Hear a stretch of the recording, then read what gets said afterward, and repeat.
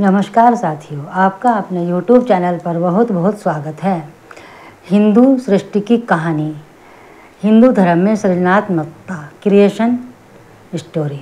भारत के प्राचीन धर्म हिंदू धर्म में कई मिथक और किंवदंतियाँ हैं।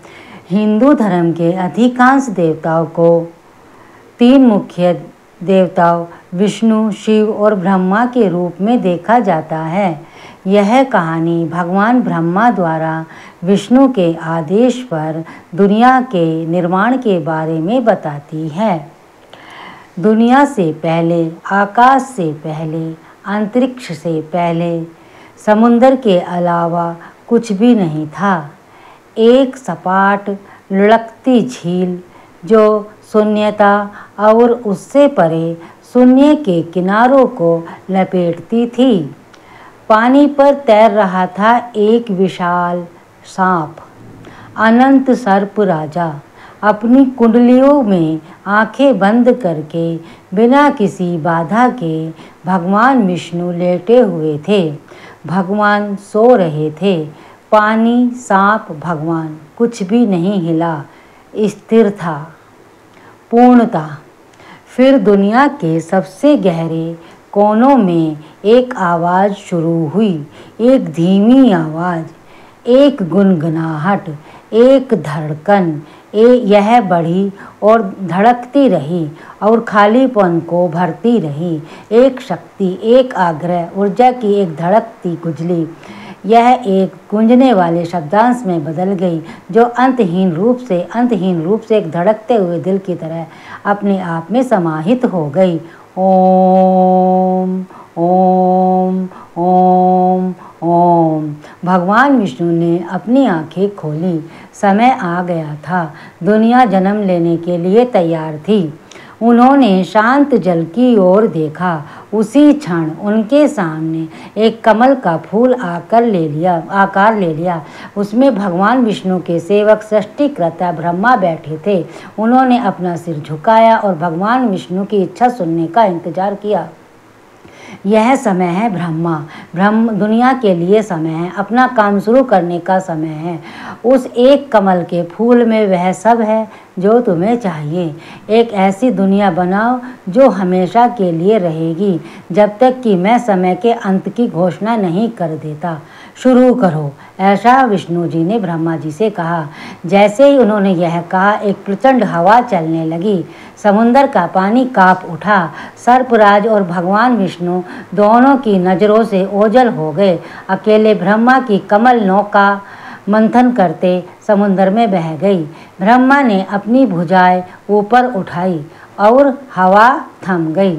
समुद्र पीछे की ओर झुका और फिर से शांत हो गया। वे खड़े हुए अपनी भुजाओं के एक झटके से कमल को 3 भागों में विभाजित कर दिया। पहला स्वर्ग था, दूसरा पृथ्वी और तीसरा आकाश।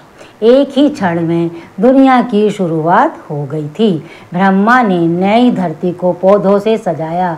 घास, पेड़, फूल, सब्जी और फल, उन्हें उससे स्पर्श की भावना दी। फिर उसने जानवरों और कीड़ों को बनाया, बड़े और छोटे, जमीन, समुद्र, हवा में, कुछ फर वाले, कुछ पंख वाले, कुछ शंख वाले, बड़े और छोटे, भयंकर और डरपोक, तेज और धीमे। उन्हें स्पर्श की भावना के साथ साथ उसने सृष्टि, गंध, श्रवण और सबसे बढ़कर गति की शक्ति दी। एक बार दुनिया हलचल से भर गई, शाखाओं से भर गई। शाखाओं के टूटने, खुरों के खड़खड़ाहट, फुदकने और झपट्टा मारने, फड़फड़ाने के साथ नए जीव घर खोजने के लिए निकल पड़े। तुरही बजाते, रेंगते, सीटी बजाते, बकते, चीखते हुए वे दौड़ते, मचलते, उछलते और सृष्टि के कोने में उड़ते रहे। जो शांति बची थी उसमें ब्रह्मा को बस एक ही काम करना था, संसार को एक स्वामी की जरूरत थी, कोई ऐसा जो इसका आनंद ले, इसकी देखभाल करे ताकि यह हमेशा बना रहे, जैसे कि भगवान विष्णु ने आदेश दिया था। ब्रह्मा शांत बैठे रहे और सोचते रहे। बहुत समय बाद उनके विचारों ने आकार लिया। सबसे पहले सफ़ेद हवा में छाया का एक झोंका, एक चमकता हुआ झिलमिलाता बादल जो घना और घना होता गया, एक जीवित सांस लेने वाले आकार में बदल गया। ब्रह्मा के विचार से बना एक नया प्राणी, भगवान के 2 रूप में। ब्रह्मा ने उसे प्रसन्नता से देखा। निश्चित रूप से भगवान की छवि में बना यह प्राणी भगवान विष्णु की इच्छानुसार दुनिया के कमान संभालेगा और इसे हमेशा बनाए रखेगा। लेकिन वह प्राणी हिलता डुलता नहीं था। उसके आंखें बंद थी और वह अपने आसपास की नई दुनिया को अनदेखा कर रहा था। चूँकि वह ब्रह्मा के विचारों से बना था, इसलिए वह बस ईश्वर के बारे में गहराई से सोचते हुए बैठना चाहता था। ब्रह्मा ने देखा कि यह प्राणी बहुत सरल है, दुनिया की देखभाल करने के लिए बहुत दोषहीन है। अगर उन्हें भगवान विष्णु की इच्छा को पूरा करने के लिए एक प्राणी बनाना था तो उन्हें एक और शक्ति की आवश्यकता होगी। विचार पर्याप्त नहीं था, उन्हें कार्यवाही का उपयोग करने की भी आवश्यकता होगी। न केवल उनके दिमाग बल्कि उनके पूरे शरीर, उनके पूरे आत्मा की आवश्यकता होगी। यदि नए प्राणी को दुनिया के लिए अपनी आंखें खोलनी थी, खुश रहना था और सृष्टि के साथ साथ निर्माता से भी संतुष्ट होना था, केवल एक ही निश्चित तरीका था। भगवान विष्णु के आदेश का पालन करने की खुशी से भरे हुए ब्रह्मा ने अपने शरीर को 2 भागों में विभाजित कर दिया।